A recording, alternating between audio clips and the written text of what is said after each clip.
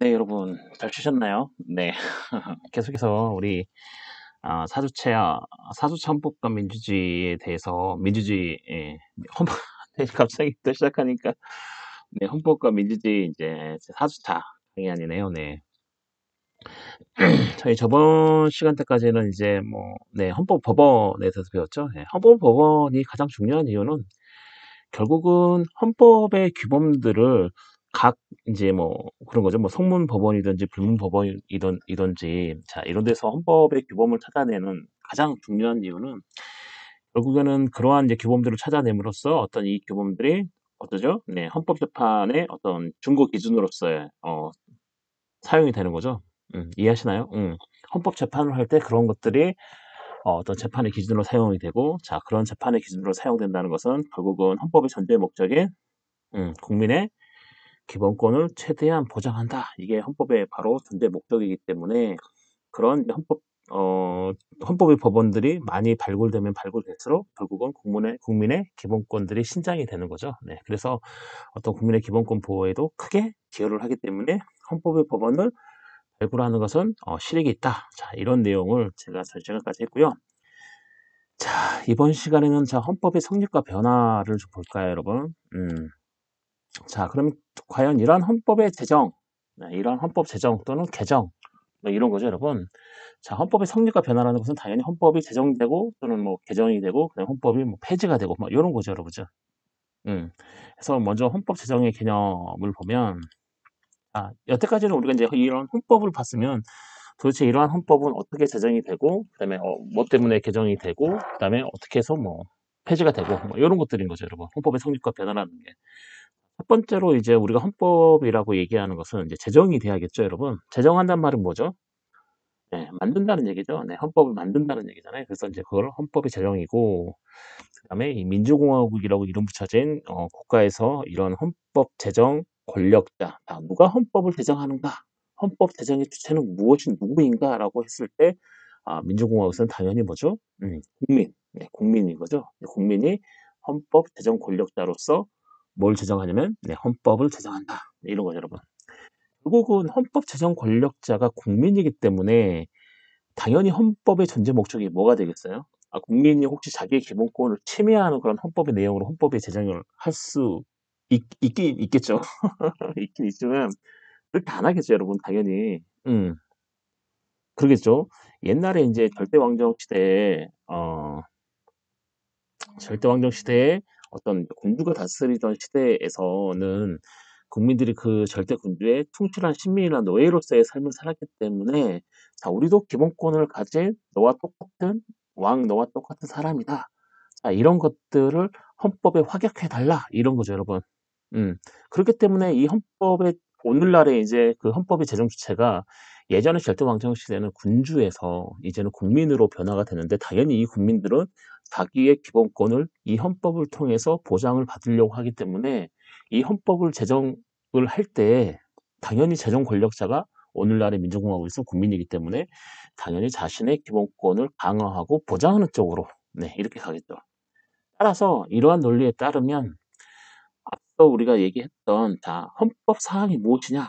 무엇이 헌법 사항이냐 했을 때 우리는 국민의 기본권에 관한 사항, 국가의 조직과 구성에 관한 그런 사항들은 헌법 사항이고 당연히 헌법의 존재 목적은 국민의 기본권을 최대한 보장하는 쪽에 있기 때문에 결국은 헌법 사항 중에 국가의 조직과 구성에 관한 사항은 당연히 헌법에 있는 국민의 기본권 사항보다는 뭐예요?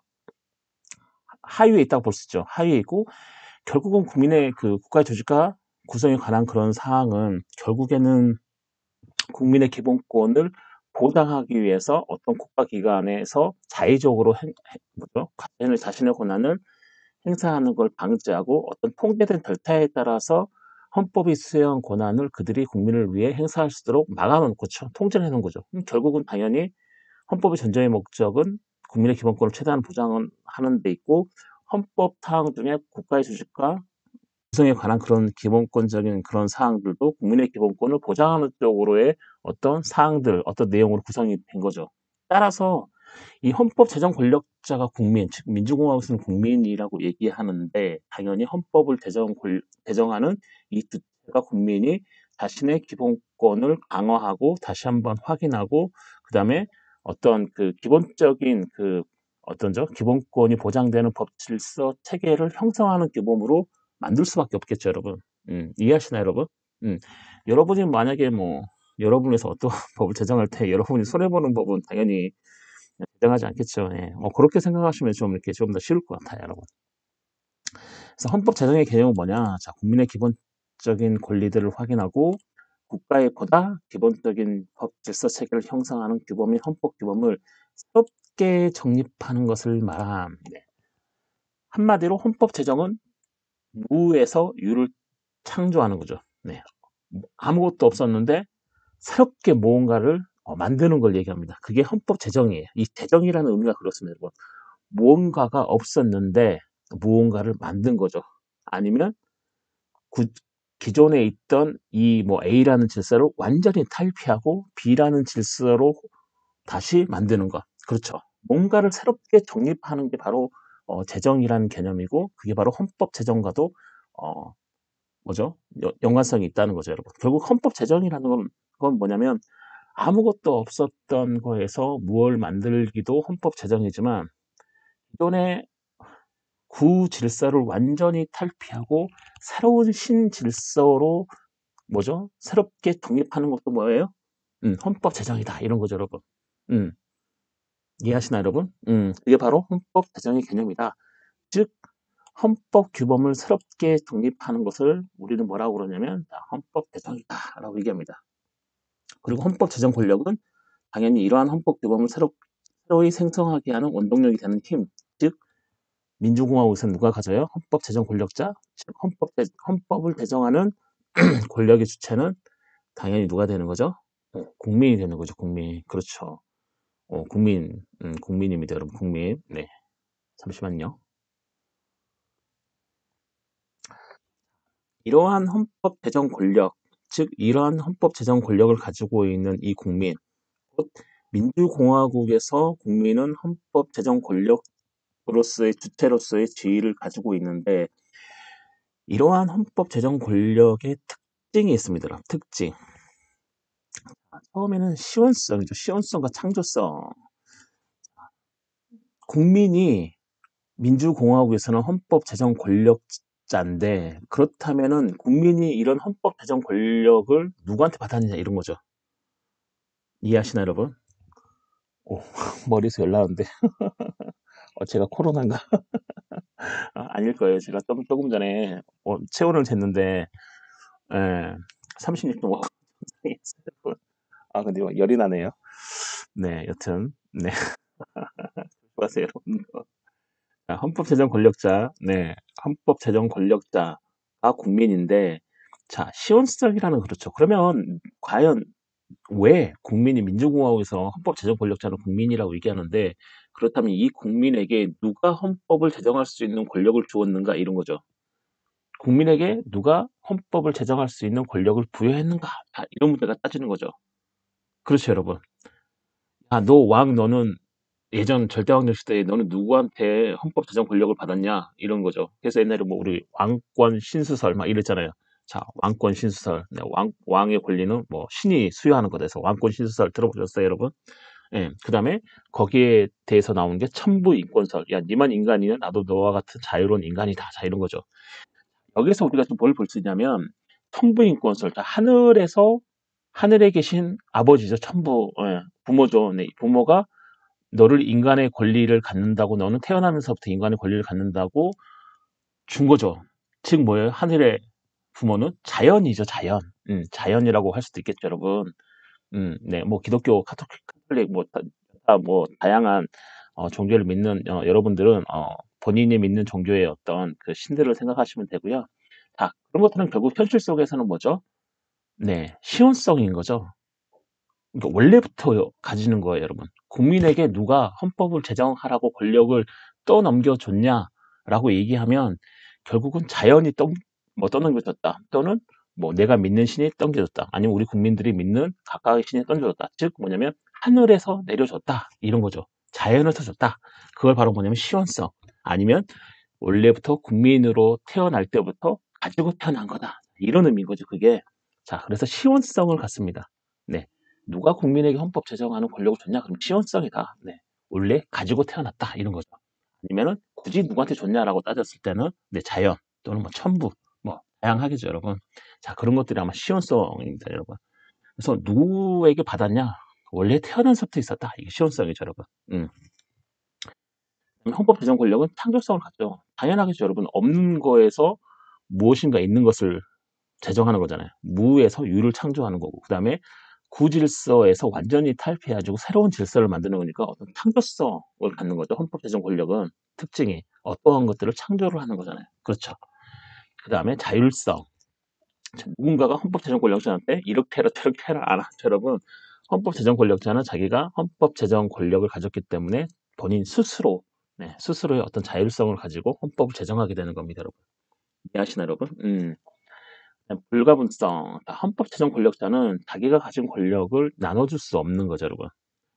민주공화국에서 국민이 헌법의 제정 권력을 가진 주체인데 당연히 국민이 반으로 나눠서 반은 야 니네가 하고 반은 우리가 하고 이게 안 돼요. 헌법 제정 권력이라는 것은 국민이 뭐죠? 다 하나로 합체됐을 때 그래서 비로소 나오는 게 헌법 제정 권력인 거죠, 여러분. 이것을 나눌 수가 없어요. 무슨 말인지 이해하세요? 그 공동체 내에서의 어떤 구성원들의 총체인 거죠. 이 총체, 즉 국민이라고 하는 이 국민은 나눌 수가 없고 이 국민이 한 덩어리가 됐을 때 헌법 제정 권력을 행사할 수 있는 거고 따라서 이거를 나누게 되면 당연히 헌법 제정 권력은 사라지게 되는 거죠. 따라서 이거는 불가분성을 갖는다라고 할 수 있고 그 다음에 뭐죠? 헌법 제정 권력은 통일성이 있죠. 통일성. 그 안에서 다 통일이 되어 있어서 하나의 어떤 유기적인 존재 하나로 뭐 열이 하나처럼 뭐 천이 하나처럼 온 국민이 하나로 움직이는 그 안에서 유기적으로 다 연결해서 통일성을 갖습니다, 여러분. 이해하시나요, 여러분? 통일적인 거죠. 그렇죠. 하나로 움직이려면 그렇죠. 그 다음에 항존성 쭉 갖는 거죠, 여러분. 국민이 헌법 제정 권력을 이번에만 갖는 게 아니고요. 영원토록 쭉 가져요. 네, 이게 항존성을 가진다는 거고요. 그 다음 불가역성. 국민이 자기가 가진 이 헌법 제정 권력을 남한테 주지를 못해요. 네, 불가역성이에요. 네, 국민이 다시 군주한테 주나요? 대통령한테 주나요? 그게 아니에요, 여러분. 민주공화국에서는 국민이 헌법 제정 권력을 가지고 있고 이거는 당연히 남에게 어떤 양도할 수 없는 이 불가역성을 갖고 그 다음에 당연히 이 헌법 제정 권력은 법을 제정하는 거죠. 그래서 법적 권력성을 갖는다 이러죠. 법적 권력성. 이해하시나요, 여러분? 이게 바로 헌법 제정 권력이 가지는 특징이라고 할 수 있습니다.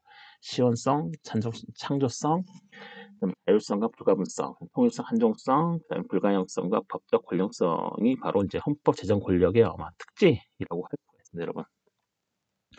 자, 주체는 제가 이미 말씀을 드렸어요. 그죠? 자, 민주국가에서 헌법의 제정 권력 주체는 당연히 국민이다. 그렇죠. 민주국가에서. 그렇죠. 그래서 국민이 실질적인 헌법 제정 권력의 주체가 되어야 정당한 헌법을 할 수 있습니다. 이거 되게 중요해요, 여러분. 이 말은 되게 중요해서 여러분 밑줄 짝 긋고 자 해볼까요, 여러분? 자, 국민이 어떤 실질적인 그 헌법 제정 권력의 주체가 되어야 정당한 헌법이라고 할 수 있다라고 하는 거죠, 여러분. 뭐냐면 민주주의가 바탕이 돼서 공화국을 이룬 이 민주공화국 내에서는 다른 어떤 대통령이나 다른 뭐 국가기관이나 이런 것들, 이런 분들이 헌법의 제정 권력 주체가 되면은 우리는 정당한 헌법이라고 할 수 없죠. 그렇게 불러요. 즉 뭐냐면 어떠한 헌법이 국민의 지지, 즉 국민이 지지한다, 즉 뭐죠? 국민이 제정 권력자가 돼서 만들지 않으면 당연히 그거는 정당한 헌법이라 할 수가 없다. 이겁니다, 여러분. 이거 되게 중요해요, 여러분. 잘 한번 생각해 보세요. 자, 국민이 실질적인 헌법 제정 권력의 주체가 되어야 정당한 헌법이라 할 수 있다. 이런 거죠. 우리나라 헌법을 생각해 보면 우리나라는 민주주의 공화국이라고 뭐죠? 헌법 제 1조에서 밝히고 있죠. 대한민국은 민주공화국이다. 즉 우리 대한민국 민주공화국이기 때문에 헌법 제정의 권력은 누가 갖냐면 국민이 갖고 즉 헌법이 제정이 되고 그 헌법에 국민의 승인이 필요한 거죠. 국민이 승인하면 당연히 이거는 정당한 헌법이고, 아, 국민이 승인한 헌법이 당연히 정당한 헌법이고, 그 정당한 헌법 안에 국민의 기본권적인 사항과 국가의 조직과 구성에 관한 사항이 들어있기 때문에, 그렇죠, 여러분? 사항이 들어있기 때문에 당연히 그 헌법은 결국은 어디로 가요? 국민의 기본권 보장으로 가는 거죠. 그렇죠. 헌법의 존재 목적으로 갈 수밖에 없는 거죠. 국민의 기본권 보장. 그래서 이 국민의 기본권 보장으로 가지 않는 헌법은 당연히 국민이 승인할 것이 아니기 때문에 정당한 헌법이 될 수가 없는 거죠. 이해하시나요, 여러분? 그렇죠. 네, 이해하시나요? 네. 결국은 헌법에서 국가 조직과 구성에 관한 사항이라든지 또는 헌법에서 그런 국가기관이 갖는 권한을 수여를 하기 때문에 당연히 얘네들은 그 권한을 행사할 때 국민의 기본권을 최대한 보장하는 쪽으로 행사를 할 수밖에 없다. 왜냐하면 그게 헌법 저변에 흐르고 있는 원리인 거죠. 그렇죠, 여러분? 이해하시나요? 따라서 국민의 실질적인 헌법 권력 주체가 되어야 이 민주국가에서는 정당한 헌법이다 할 수 있는 거죠. 즉 누군가가 이게 헌법이다 이렇게 만들어 놓고 야, 너 따라 이렇게 해도 그건 정당한 헌법이 아니에요. 결국은 국민의 어떤 컨센서스를 얻지 못했기 때문에, 승인을 얻지 못했기 때문에 그런 거죠. 즉 어떠한 식으로든 국민이 어떤 헌법 제정의 권력의 주체가 돼야 된다 이런 거죠. 그래서 우리나라 헌법 개정 절차, 즉 헌법 제정 권력의 주체도 국민이고 민주국가에서, 그다음에 헌법의 개정 권력 주체도 국민이기 때문에 우리나라 헌법 제 128조, 129조, 130조 보면 마지막에 뭘 해요? 국민투표 하죠, 그죠? 국민투표. 예. 갑자기 이렇게 뭐 힘이 빠지는지 모르겠어요. 국민투표를 하는 거죠. 자, 국민투표를 한다는 건 뭐죠? 국민이 마지막에 승인을 해야 된다는 거죠. 그래야 뭐가 된다? 정당한 헌법이라 할 수 있기 때문에. 여러분 이해하시죠, 여러분? 자, 이 헌법 제정 권력도 자, 창조성과 자율성을 갖지만 자, 한계가 있습니다, 여러분. 자, 한계에 대해서 그러면 헌법 제정 권력자는 뭐든지 헌법 사항으로 제정할 수 있느냐? 그러면 뭐든지 할 수 있다. 한계가 없다라고 주장하는 사람들이 부정설인 거죠. 헌법에는 한계가 없어. 헌법 제정 권력은 다 법적인 힘이 아닌 다 사실상의 힘이기 때문에 그 법적 한계는 없다. 즉 이게 무슨 말이냐면 헌법 제정 권력자는 한계 없이 무한계, 한계가 없다. 그래서 부정인 거죠. 한계가 없다 하니까 부정설이고, 이 말은 곧 무슨 말이냐면 뭐든지 헌법으로 제정할 수 있다는 거죠. 예를 들면 정말로 뭐 정말 사람을 해코지하는 것들, 그다음에 국민을 억압하는 것들, 막 이런 거죠. 여러분, 예를 들면 극단적으로 가면. 그래서 이 법적 한계는 없다라고 보는 게 부정설인 거죠. 한계가 없다. 그래서 한계 부정설 이렇게 얘기하고요. 이게 바로 법실증주의 입장입니다. 이 법실증주의는 뭐죠? 우리 눈에 보이는 이 법만이, 우리 사회에 통용되는 이 법만이 법이고 나머지 법은 법이 아닌 거죠, 여러분. 따라서 이 헌법 제정 권력은 법적인 힘이 아닌 사실상의 힘인 거죠. 이렇게 보는 거죠, 여러분. 이 헌법 제정 권력자는 우리 국민, 즉 공동체 안에서의 어떤 질서 유지, 통제, 자, 이런 부분을 다 제정하는 거고, 이게 사실상의 힘으로 우리 공동체에서 받아들이고 그런 것들이 작용하기 때문에, 사실상의 힘으로 작용하기 때문에 어떤 법적인 한계는 없다. 이런 거죠. 사실상의 힘이 이렇게 되면 거기에 따라서 법은 정할 뿐이다 이런 거죠. 법은 거기에 따라서 따라올 뿐이다. 자, 이렇게 주장하는 사람들이 한계 부정설, 즉 법실증주의 입장, 즉 헌법 제정 권력은 원하는 대로 뭐든지 할 수 있다. 한계가 없다. 자, 이런 거고요. 헌법 제정 권력자라도 한계는 있다. 네, 한계는 있다. 그게 한계 긍정설입니다. 네, 한계 긍정설. 헌법 제정 권력이라도 아무리 네가 헌법 제정 권력이라도 한계는 있다.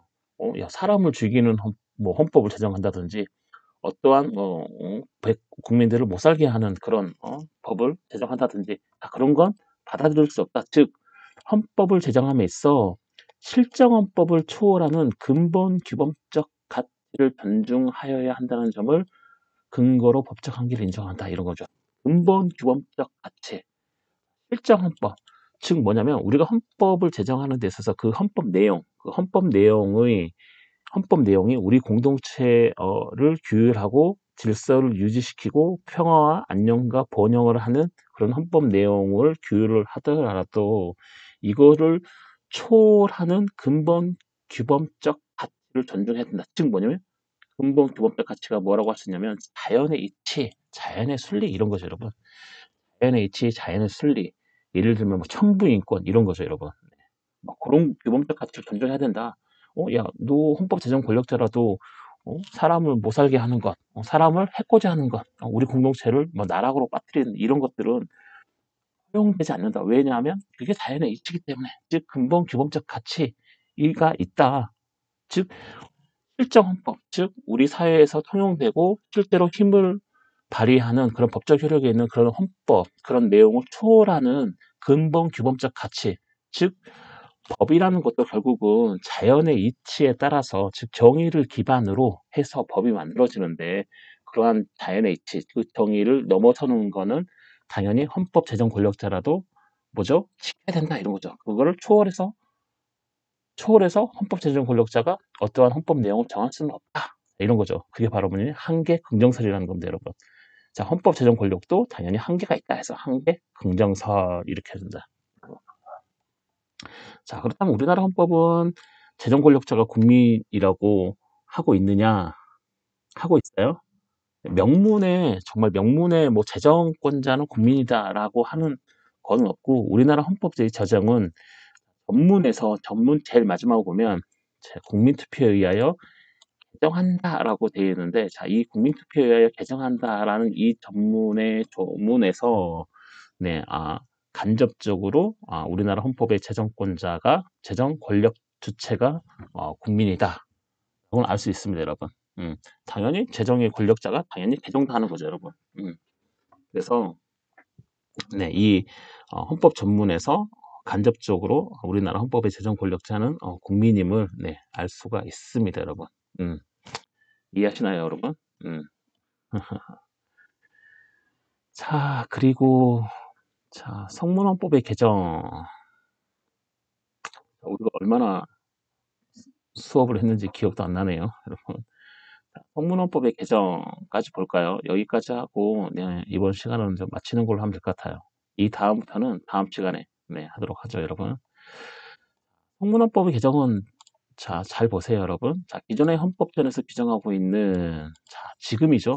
지금 기존의 헌법전에서 규정하고 있는 헌법 개정 절차 방식, 즉 우리나라 헌법은 128조부터 130조에 헌법 개정 절차를 명시하고 있는데, 기존의 헌법전에서 규정하고 있는 이 헌법 개정 절차의 방식에 따라서 명시적으로 헌법전의 내용, 특정 조항이죠. 내용을 수정하거나 또는 삭제하거나 하는 헌법의 변화를 우리는 뭐라고 그러냐면 성문 헌법 개정이다 이렇게 얘기합니다, 여러분.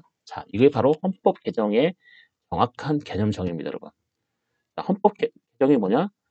헌법 개정은 지금 현재 우리가 따르고 있는, 준수하고 있는 헌법전의 헌법 개정 절차를 규정해 놓은 조항이 있는데, 그 헌법 개정 절차 방식에 따라서 명시적으로 헌법전의 어떤 특정 조항을 수정하거나 또는 삭제하거나 또는 추가하는 헌법의 변화가 바로 뭐냐?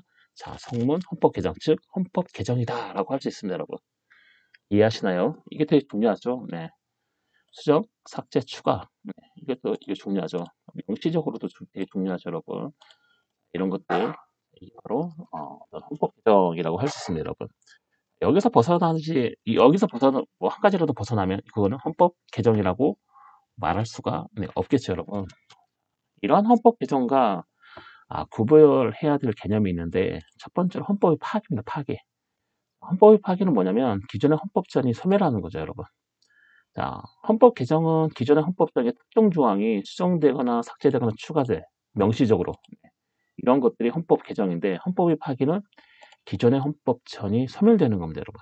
즉, 기존의 헌법전이 소멸될 뿐만 아니고 헌법 제정 권력 주체까지 모두 변경이 되는 거죠, 여러분.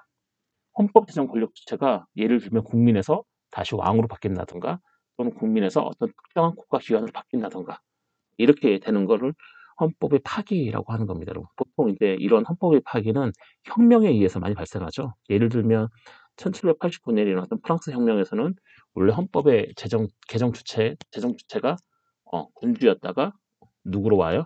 국민으로 오는 거죠. 국민으로. 그렇죠. 그러면서 헌법 제정 권력주체까지 모두 바뀌는 거죠, 여러분. 보통 이런 혁명에 의해서 이런 헌법의 파기가 오는 거고요, 여러분. 헌법의 폐재라고 하는 건 뭐냐면 헌법의 파기와 같이 기존의 헌법 제정을 똑같이 소멸을 시키긴 하지만 헌법 파기와 다르게 헌법 제정 권력 주체가 변경이 되지 않아요. 즉 똑같이 지금 현재를 비교해 보면 국민이 헌법 제정 권력 주체고 단지 어떤 정권의 담당자만 교체되는 경우를 우리는 헌법의 폐재 이렇게 얘기합니다.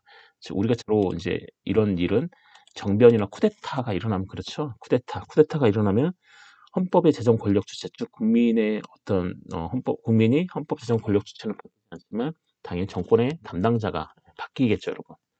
지금 우리는 뭘 하고 있죠, 여러분? 헌법 개정과 구별되는 개념에 대해서 잠깐 보고 있습니다. 여기까지 하고 마칠 거예요, 여러분. 헌법의 침해는 기존의 헌법 조항 자체의 변동이 없으나 헌법 조문에 저촉되는 조치를 취하는 것을 의미합니다.